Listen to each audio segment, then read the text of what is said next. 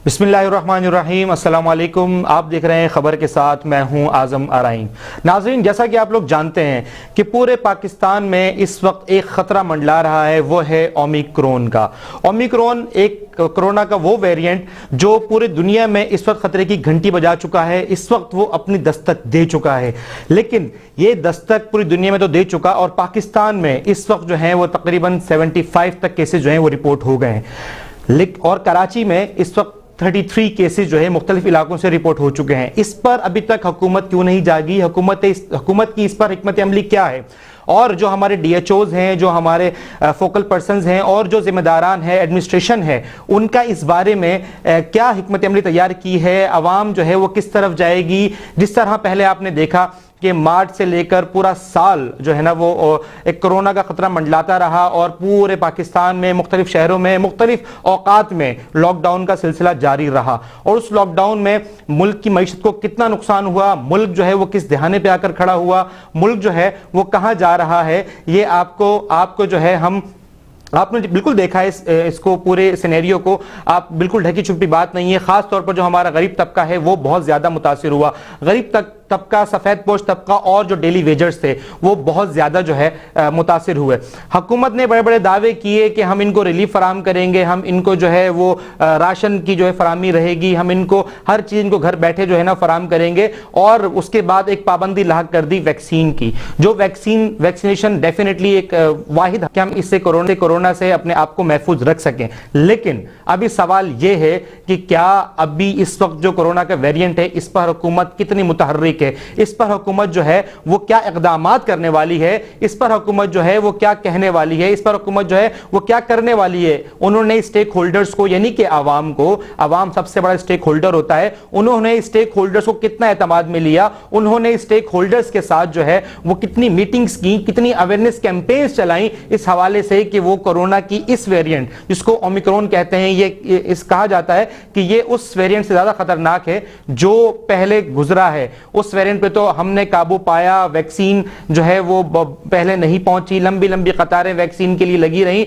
और चीजें जो है वो इस तरह मैनेज नहीं हो पाई जिस तरह मैनेज होनी चाहिए थी। लेकिन फिर भी एक अच्छा माहौल रहा, लोग जो है वो काफी हद तक महफूज रहे, और हमने जो है नंबर ऑफ केसेस को डिक्रीज किया। अच्छा, इसमें जो स्टेक होल्डर हैं जिनको हम आवाम कहते हैं, उनका बहुत बड़ा रोल रहा। उन्होंने रातों को और दिनों में अपने काम से, अपने ऑफिस से छुट्टी करके अपनी जो है वो वैक्सीनेशन करवाई, क्योंकि ये वैक्सीन का वो मरहला था जो बहुत ज्यादा रश में था, और उसमें बहुत ज्यादा बर्डन था एडमिनिस्ट्रेशन के ऊपर भी, और जो हमारे जिम्मेदार हैं जो वैक्सीनेशन करते हैं, जैसे DHOs हैं और जो THOs हैं, उनके ऊपर बहुत ज्यादा बर्डन था वैक्सीनेशन के दौरानिये में। लेकिन अब जाहिर है वैक्सीन का एक मरहला गुजर चुका है, और पाकिस्तान के NCOC जो है वो क्लेम करता है कि वो तकरीबन 40% पाकिस्तानियों को वैक्सीनेशन कर चुका है। लेकिन अब सवाल कुछ और है। सवाल यहां पर क्या पैदा होता है कि क्या जो मौजूदा वैक्सीन है वो इस वेरिएंट के लिए, यानी कि ओमिक्रॉन के लिए कारआमद है या नहीं। अगर खुदा ना खास्ता दोबारा पाकिस्तान या कराची खास तौर पर जो एक मुआशी हब कहलाता है, अगर वो दोबारा लॉकडाउन की तरफ गया, तो क्या हुकूमत ने उसके लिए कोई पॉलिसीज बनाई हुई हैं? क्या हुकूमत उसके लिए बहुत ज्यादा संजीदा है? क्या हुकूमत ने कभी किसी इकोनॉमिस्ट को बिठाकर या किसी स्टेक होल्डर को बिठाकर या किसी भी महकमे को बिठाकर कोई मीटिंग की, या जो जिम्मेदारान हैं उन्होंने किसी ने मीटिंग की? कोई मीटिंग अभी तक जो है मंजर आम पर नहीं आई, कोई हिकमत अमली अभी तक तैयार नहीं की गई। हमारे पास जो अभी तक की रिपोर्ट्स हैं उसमें ये है कि पाकिस्तान में इस वक्त 75 केसेस आ चुके हैं। आइसोलेशन सेंटर्स कहां हैं? अगर ये उसी तरह फैलता जिस तरह पहले फैला था, जिस तरह पहले भी हमारे पास वेंटिलेटर्स कम पड़ गए थे, क्या तैयारी करके बैठी है एडमिनिस्ट्रेशन? क्या हुकूमत तैयारी करके बैठी है? क्या हम उसी मरहले में दोबारा दाखिल होंगे जिसको बहुत मुश्किल से हमने गुजारा है? हमने बहुत मुश्किल से वो टाइम हमने बहुत मुश्किल से गुजारा है। इसी पर बात करने के लिए जो है वो हमने टेलीफोन लाइन पर हमारे साथ मौजूद डॉक्टर हीरा ज़ाहिर, फोकल पर्सन है डिस्ट्रिक्ट सेंट्रल की। आइए उनसे बात करते हैं। अस्सलाम वालेकुम, थैंक यू। वालेकुम सलाम। डॉक्टर सीरा साहब, बहुत शुक्रिया टाइम देने के लिए, और बहुत शुक्रिया आप मेरी आपसे बात हुई थी, आप कश्मीर में बैठी हैं लेकिन फिर भी जो है वो आपने हमें टाइम दिया और यहाँ पर आप जो है इस वक्त हमसे बातचीत करने के लिए मौजूद हैं। डॉक्टर साहिबा, अभी मैं एक रिपोर्ट पढ़ रहा था, उसमें जो है ना कराची में 33 केसेस हैं और कुछ डिस्ट्रिक्ट ईस्ट से हैं, कुछ डिस्ट्रिक्ट सेंट्रल से हैं, कुछ डिस्ट्रिक्ट वेस्ट से हैं। अच्छा, तो आप मुझे बताएंगे कि अभी तक आप देखें, आप मेन जो है ना फोकल पर्सन है अपने डिस्ट्रिक्ट की, तो क्या ऊपर से यानी कि हुकूमत की तरफ से जो पॉलिसी मेकर्स हैं या एनसीओसी की तरफ से कोई ओमिक्रॉन के हवाले से आपके पास कोई इंस्ट्रक्शंस या कोई ऐसी बात या कोई ऐसी मीटिंग जिस पे कॉल हुई हो जिस पे हम इसको रिड्यूस करने के लिए कोई हिकमत अमली तैयार की हो, आपके पास कोई ऐसी न्यूज़ है या आपसे कोई ऐसी मीटिंग की गई है? नहीं, बिल्कुल। अभी ही 3 दिन पहले चीफ सेक्रेटरी साहब की तरफ से मीटिंग कॉल की गई थी, जिसके अंदर तमाम डीएचओस को, जिसको आप स्टेक होल्डर कहते हैं, तमाम डिस्ट्रिक्ट एडमिनिस्ट्रेशन को, जिसके अंदर सारे डिप्टी कमिश्नर्स जो फिजिकली प्रेजेंट हो सकते थे उनको फिजिकली, जो वीडियो लिंक के थ्रू प्रेजेंट हो सकते थे वीडियो लिंक के थ्रू, और सबकी टीम्स बाकायदा बोर्ड रूम में बैठी हैं, जैसे हम डीसी साहब के साथ थे on board through video links. तो डेफिनेटली जो इंस्ट्रक्शंस है वो असिमिलेट हो रही हैं, और इंस्ट्रक्शंस यही हैं कि ज्यादा से ज्यादा वैक्सीनेशन को जो है हमने प्रमोट करना है, क्योंकि जो हमने जिस वक्त से वैक्सीनेशन का अमल शुरू किया था, तो लेट्स से कि किसी ने अगर फरवरी या मार्च में वैक्सीन लगाई है तो उसकी क़ुव्वत मुदाफ़अत अब मध्यम होनी शुरू हो गई है because of the time lapse. तो उन लोगों के लिए जरूरी है कि वो फटाफट दोबारा से बूस्टर्स की तरफ आए। तो एक बूस्टर की हिकमत अमली, एक ये कि वैक्सीनेशन को ज्यादा से ज्यादा कवर किया जाए, और दूसरा ये कि जो स्टूडेंट्स हैं स्पेशली, जिनको अब निकलना होगा, क्योंकि हमने एजुकेशन सेक्टर के अंदर बहुत ज्यादा डाउनफॉल देखा, बच्चों ने मतलब एजुकेशन के हवाले से बहुत ज्यादा लॉस हुआ। तो हम नहीं चाहते कि दोबारा खुदा ना खास्ता हमें कोई ऐसी हिकमत अमली अपनानी पड़े कि जिसके अंदर एजुकेशन सेक्टर को हमें बंद करना पड़े, अल्लाह ना करे खुदा ना खास्ता। So we are progressing towards, आप कह लें कि अग्रेसिव हमारी अटेम्प्ट है टुवर्ड्स गेटिंग स्टूडेंट्स वैक्सीनेटेड फिलहाल। ओके, तो अभी तक आपकी जो डिस्ट्रिक्ट है उसमें आपकी नॉलेज के मुताबिक कितने केसेस रिपोर्ट हुए हैं और वो कहाँ आइसोलेट किए गए हैं? अच्छा, इस वक्त हमारे पास जो केसेस 33 रिपोर्ट हुई हैं, ज्यादातर उनको डिटेन किया गया है आपके बहुत सारे बड़े बड़े प्राइवेट हॉस्पिटल्स हैं उनके अंदर, क्योंकि ये वीवीआईपीज के अंदर मैं आपको बताऊं कि डायग्नोस हुआ है, जो 2 दिन की ट्रैवलिंग हिस्ट्री है, राइट। 33 केस के अंदर 33 तो आप मजबूरी तौर पर कराची में बता रहे हैं, कराची में आज सुबह तक 77 केस हो गए हैं, 75 के अलावा 2 और इस्लामाबाद के अंदर प्लस 2 और हो गए हैं, तो it is 77 now in Pakistan as per NCOC. और इनका जो मजे की बात यह है कि इसमें से जो 85% ऑफ द केसेस हैं वो लोकल रीजनल स्प्रेड के हैं। सिर्फ इसमें से 12 लोग, 77 में से सिर्फ 12 लोग ऐसे हैं जिनकी ट्रैवलिंग हिस्ट्री है। आगे जो स्प्रेड हुआ है ये मेरे ख्याल से उन 12 लोगों के थ्रू हुआ है जिसने नंबर को 77 पे ले आए हैं। तो हमारे पास जो फिलहाल डिस्ट्रिक्ट सेंटर के अंदर डिटेंशन सेंटर है वो सिंध गवर्नमेंट जैक्साबाद के अंदर है, जो गवर्नमेंट की तरफ से बनाया गया है।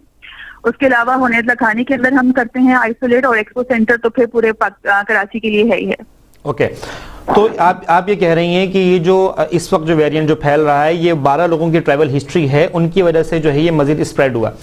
तो इसको रोकने के लिए जो मजीद लोग उनके साथ थे, जब उनका टेस्ट सैंपल लिया गया तो उसमें से कुछ लोगों को नेगेटिव भी आया, कुछ लोगों को पॉजिटिव आया, तो इसके लिए भी वही प्रिकॉशंस हैं, वही हिकमत अमली है सोशल डिस्टेंसिंग की, मास्क की, या कोई नई चीज मुतारिफ कराई है एनसीओसी ने या WHO ने? नहीं, इट इज द सेम। इस वक्त जो ट्रैवलिंग हिस्ट्री जिनकी है उनसे निबर्द आजमा होने के लिए सिविल एविएशन अथॉरिटी का रोल बहुत एक्टिव है कि जो भी जो आपके रेड लिस्ट कंट्रीज हैं, जो सी कैटेगरी कंट्रीज हैं, वहां से जो भी फ्लाइट आ रही हैं फॉरेन, उनको वहां पे एक डेस्क कायम करना चाहिए कि ट्रैवलर्स को देयर एंड देन एयरपोर्ट के ऊपर जो है टेस्टिंग की जाए। अगर तो जो पॉजिटिव आते हैं उनको डायरेक्ट डिटेंशन सेंटर में लेके जाया जाए क्वारंटाइन के लिए, जो है भी सी कैटेगरी कंट्री के लिए क्वारंटाइन की शर्त है 3 दिन की, जो एनसीओसी की तरफ से है। और इसके अलावा हमारे पास तरीकेकार ये है कि इनमें से जो लोग पॉजिटिव आ जाते हैं फिर उनको जीनोम स्टडी के लिए भेजा जाता है। जीनोम स्टडी का मतलब है कि हम वायरस के वेरिएंट को डिटेक्ट करें कि आया ये ओमिक्रॉन फैमिली से तो नहीं है। तो वो जिनमें से ओमिक्रॉन अगर जीनोम स्टडी के अंदर पता चलता है कि जो ओमिक्रॉन है, फिर हम उनको फर्दर स्ट्रिक्ट डिटेंशन सेंटर्स के अंदर मूव कर देते हैं। मगर इस वक्त लोगों की तरफ से हमें जो है ना बहुत ज्यादा रिटेलिएशन का सामना है कि हमें लिस्ट वगैरह प्रोवाइड कर दी जाती है सिविल एविएशन अथॉरिटी के थ्रू, फिर वो डायरेक्टर हेल्थ, और फिर जैसे जैसे हेरियार्की में वो नीचे आती है हम उनको ट्रेस आउट करते हैं। मगर लोग जो हैं वो बहुत ज्यादा अभाम और पशोपेश का शिकार हैं और वो अपनी डिटेल्स नहीं देना चाह रहे। इसकी वजह से हमको बहुत परेशानी है हिकमत अमली को डिजाइन करने के लिए कि हम कैसे लोगों तक पहुंचे, कि ग्रास रूट को हम कैसे हिट करें, कि हम इन लोगों को फैलने से रोकें, इस वायरस के फैलाव को कैसे रोकें। तो हमें थोड़ा लोगों को एजुकेट फिलहाल करने की जरूरत है कि it is for better purpose, कि वो अपनी कह लें कि इंफॉर्मेशन को शेयर करें ताकि इस बीमारी को फैलाव से रोका जा सके। अच्छा, तो इस पे जिस तरह आपने कहा कि हम लोगों को ट्रेस नहीं कर पाते, ग्रास रूट लेवल पर हम लोगों को वो बात नहीं कह पाते कि लोग डाटा नहीं देते अपना, तो इसके लिए आपने किसी और महकमे को या किसी और इदारे को अपने साथ इन्वॉल्व किया है कि हम इनको इतना जो है ना वो माइक्रो करें कि आप वहां तक पहुंच सकें? देखिए, फिलहाल तो इन्होंने सारी जिम्मेदारी हेल्थ डिपार्टमेंट के ऊपर डाल दी है कि हमें खुद उनको ट्रेस करना होता है। हमें सिर्फ उनके नंबर्स और एड्रेसेस दे दिए जाते हैं, जो कि सिविल एविएशन अथॉरिटी के थ्रू वो हमें एक जनरल लिस्ट प्रोवाइड करते हैं जो कराची के हवाले से होती है। फिर हम अपने अपने डिस्ट्रिक्ट के हवाले से उसके अंदर फिल्टर लगा के सेंट्रल वाले हम अपनी लिस्ट, और ईस्ट वेस्ट हर कोई अपनी अपनी लिस्ट के ऊपर काम करता है। तो फिर लोग कुछ अपने अपने नंबर बंद कर देते हैं, कुछ अपने दरवाजे का पता नहीं। मतलब last I would tell you कि हमने इतनी एफर्ट की है कि डोर टू डोर जाके लोगों को रीच किया, क्योंकि लोगों ने अपने फोन नंबर देने से इनकार कर दिया था। वहां पर फिर जो हमारे अमले के साथ सलूक होता है तो वो बहुत ज्यादा डेरोगेटरी और इंटिमिडेटिंग होता है कि हमें बहुत अफसोस होता है, मगर फिर एक ये नेशनल कॉज है, हमें करना पड़ता है। फिर हम रिपोर्ट बैक वापस हेल्थ डिपार्टमेंट को ही करते हैं कि जी इन लोगों ने ना ही किया, जिसने अग्री किया उनके आगे उनका स्टेटस, जो नहीं करना चाहते फिर उनका स्टेटस, फिर आगे जिस तरह वो उसको परसू करेंगे ये फिर अपर डिपार्टमेंटल आप कह लें कि हिकमत अमली होगी। अच्छा, जिस तरह पहले होता आया है कि डिस्ट्रिक्ट हेल्थ ऑफिसर जो हैं वो डिप्टी कमिश्नर को लिखते हैं माइक्रो लॉकडाउन के लिए, लॉकडाउन के लिए एक स्ट्रीट को बंद करने के लिए जहां पर आप केस जो है फाइंड कर चुके होते हैं, और वो केस जो है वो उसको मिनिमाइज करने के लिए जो है वो हम उनको अप्रोच कर रहे होते हैं। तो क्या अभी भी बिल्कुल वही सिनेरियो है? अभी भी जो है वो डिस्ट्रिक्ट हेल्थ ऑफिसर जो है वो उनको डिप्टी कमिश्नर को कोई बात लिखते हैं और अभी भी जो है वो डिप्टी कमिश्नर के थ्रू ही वो चीज़ें एग्जीक्यूट होती हैं जिस तरह पहले होती आई हैं? तो सिर्फ थोड़ा सा मुझे ये बताइएगा ताकि आवाम को पता चले कि इनकी हायरार्की क्या होती है, और आप अगर चाहें या आप चाहती हैं कि अगर आपके साथ कोई इदारा इन्वॉल्व किया जाए तो आप किससे, मतलब कौन सा इदारा ऐसा है जिसको आप इन्वॉल्व कर सकती हैं ताकि इसको आप जो है मजीद कैटर कर सकें, मजीद जो है ना वो इसको मिनिमाइज कर सकें, इसको जो है ना कॉम्प्रेस कर सकें? जी डॉक्टर साहिबा।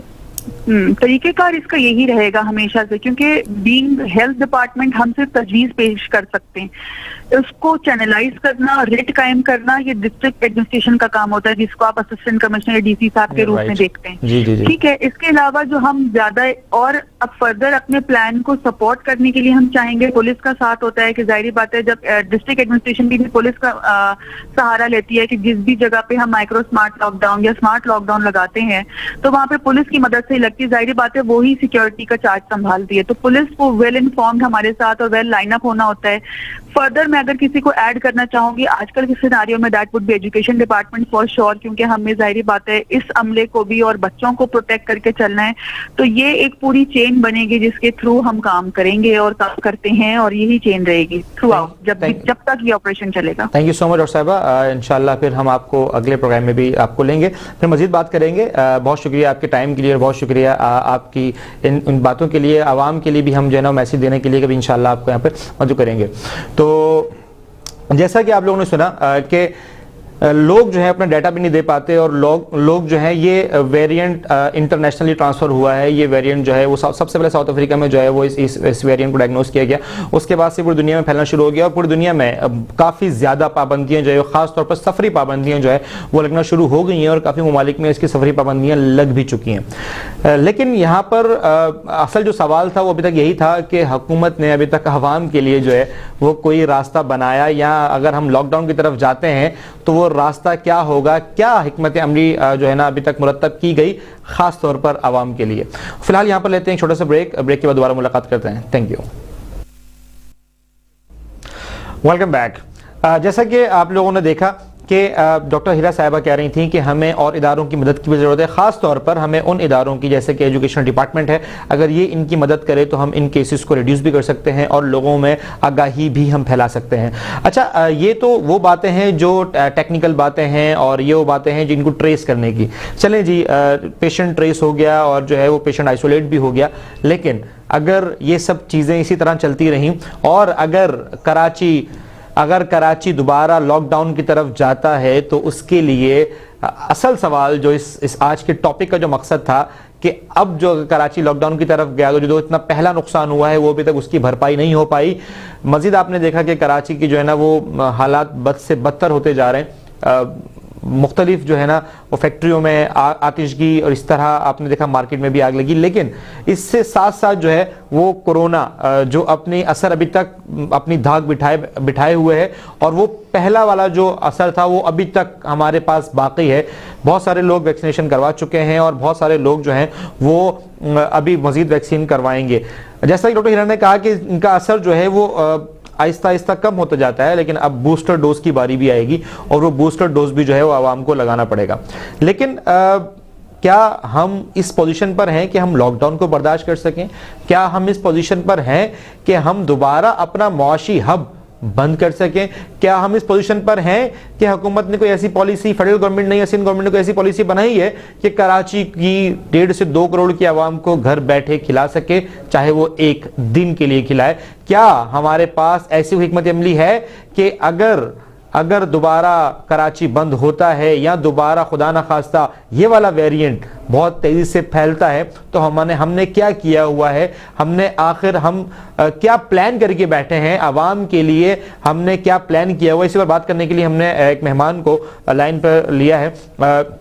शहरोज लोधी साहब जो है मुआशी तज्जियाकार हैं, इनसे हम सवाल जवाब करेंगे। इनसे पूछेंगे कि इसका हल क्या हो सकता है और क्या बेटर सॉल्यूशंस हैं इसको रिड्यूस करने के लिए। जो रिसेशन आता है, यानी कि जो उखाड़ बिछाड़ आती है मुख्तलिफ ऑर्गेनाइजेशंस में, जॉब की अनएम्प्लॉयमेंट हो जाती है, लोग बेरोजगार हो जाते हैं, कारोबार तबाह हो जाता है, इंपोर्ट एक्सपोर्ट बंद हो जाती है, गाड़ियां जो हैं वो रोड्स पर कम हो जाती हैं, ऑफिस दफातर घर खाली हो जाते हैं और आपकी जेब भी खाली हो जाती है। इसी बात करने के लिए हमारे साथ मौजूद हैं डॉक्टर शरोज साहब। तो आइए इनसे बात करते हैं। अस्सलाम वालेकुम। जी वालेकुम अस्सलाम। शरोज साहब कैसे हैं? खैरियत से हैं? बहुत शुक्रिया टाइम देने के लिए, बहुत शुक्रिया वक्त निकालने के लिए। तो जैसे कि आपको पता है कि ओमिक्रॉन की जो है वो एक और लहर जो है वो आ रही है, पाकिस्तान में आ चुकी है। हम पहले सुन रहे थे कि पता नहीं पाकिस्तान में आए ना आए, लेकिन और पता था ऑलरेडी, सब चीज़ों से इन्फॉर्म थी हमारी गवर्नमेंट भी और हमारी जो डिपार्टमेंट्स भी, लेकिन फिर भी इसको रोक नहीं पाए, रेक्टिफाई नहीं कर पाए। ट्रैवलिंग जो ट्रैवलर्स आए उनके जरिए ही पाकिस्तान में ये जो है ना वायरस दाखिल हो गया। तो जिस तरह पहले बहुत बड़ा रिसेशन पूरी दुनिया में आया था, लेकिन जाहिर है हम डेवलपिंग कंट्री हैं, हम रिसेशन को बर्दाश्त नहीं कर पाते, हम रिसेशन को बर्दाश्त कर नहीं सकते, और हमारी हुकूमतें और हम खुद इस काबिल नहीं है कि हम अपने आप को जो है ना वो 1 साल तक घर बिठा के या हम 1 साल तक जो है वो बैठकर खा सके, खास तौर पर कराची के जो निचला तबका है। तो इस पर इसका सोल्यूशन क्या हो सकता है? इसको कैसे रेक्टिफाई किया जा सकता है? कैसे इसको जो है ना वो चलाया जा सकता है, खुदा ना खास्ता अगर दोबारा जो है वो हम लॉकडाउन की तरफ जाते हैं तो?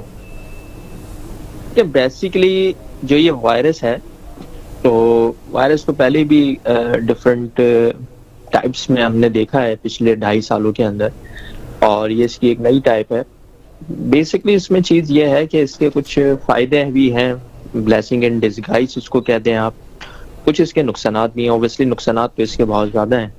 अच्छा, नुकसानात इसके जो हैं उसको रोकने के लिए ऑब्वियसली जो हमारी फेडरल गवर्नमेंट है, जो हेल्थ मिनिस्ट्री है, वो डिफरेंट स्टेप्स उसने पहले भी लिए और वो अभी भी ले रही है।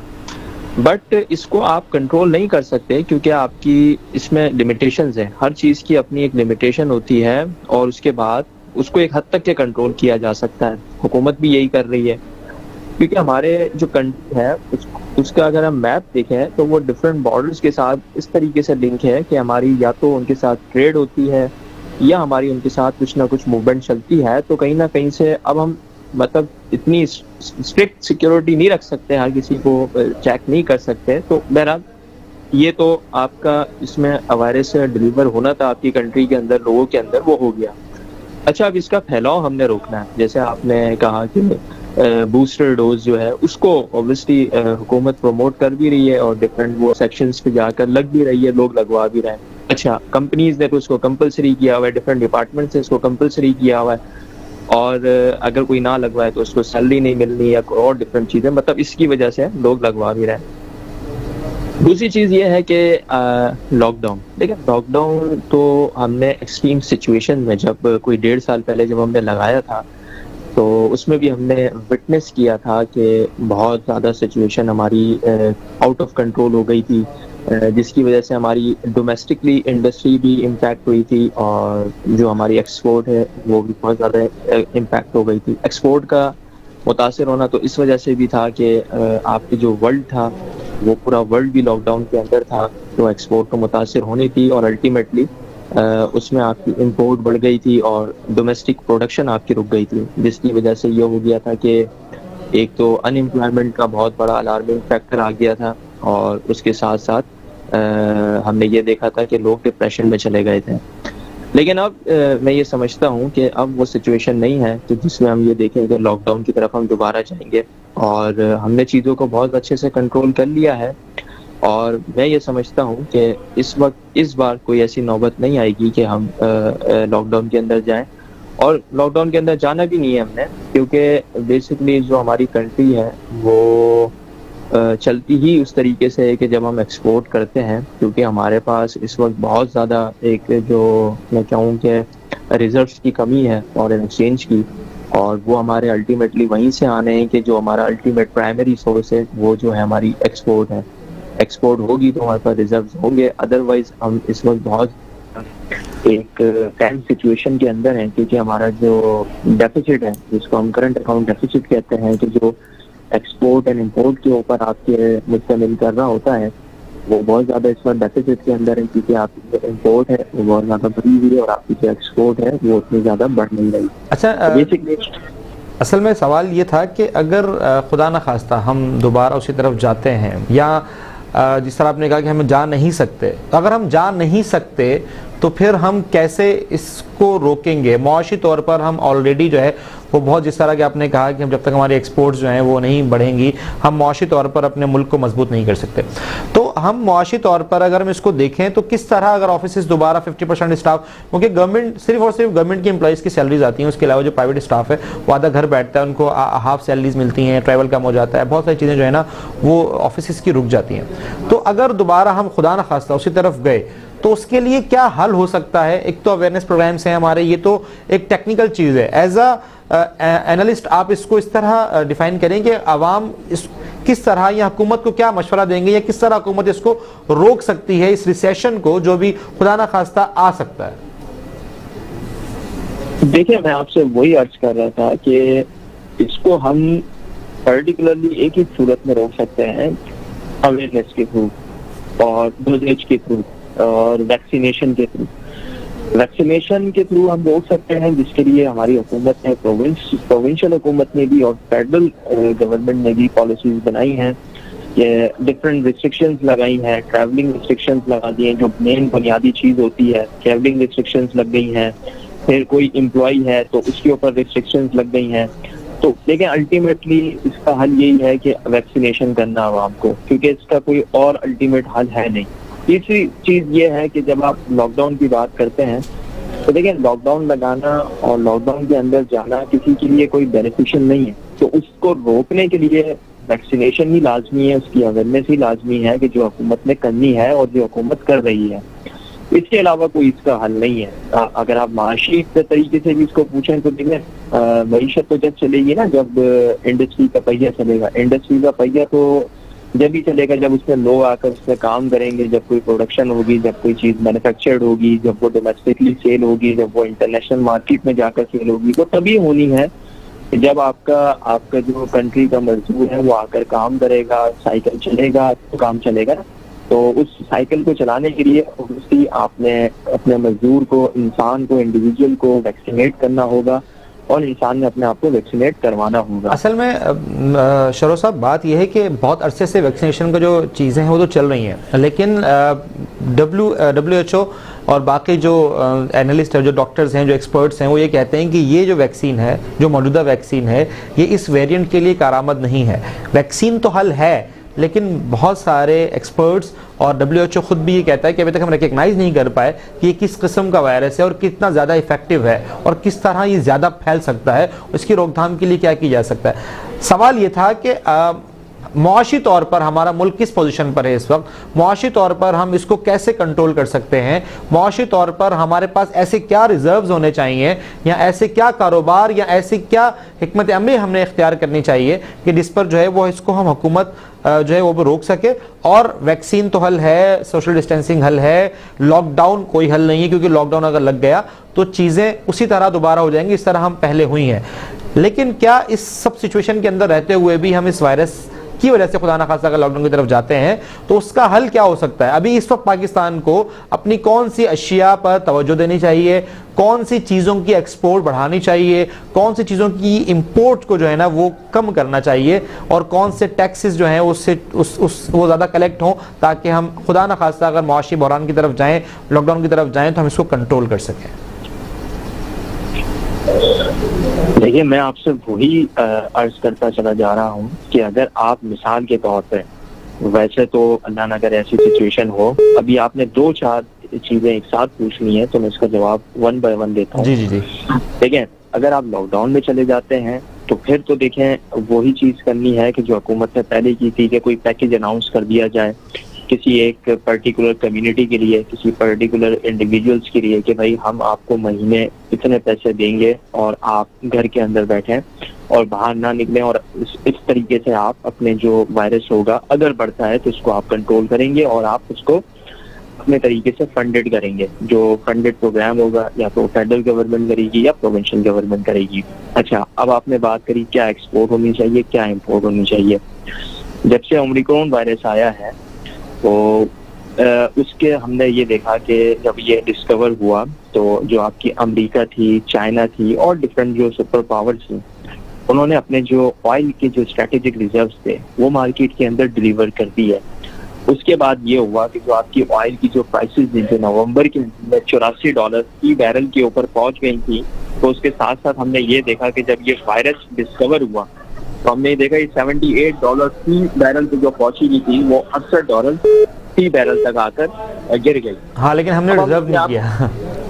अब मैं आपसे ये चीज बताऊं कि पाकिस्तान जो अपनी जरूरत का 80% जो ऑयल होता है वो दरामदात करता है। पिछले साल के कंपैरिजन में हमने कोई $10 अरब एडिशनल पे किए। अब मैं आपसे इसमें ये चीज शेयर करूं कि अगर हम तेल की कीमतों में और कमी देखने को हमें अगर मिले तो पाकिस्तान क्योंकि इसको इंपोर्ट करता है और ऑब्वियसली जो चीज इंपोर्ट होती है उसमें आपके फॉरेन एक्सचेंज रिजर्व्स कम होते हैं। तो जब आपकी प्राइसेस कम हो जाएंगी तो ऑब्वियसली आपके फॉरेन एक्सचेंज के ऊपर इम्पैक्ट आएगा और वो पॉजिटिव इम्पैक्ट आएगा।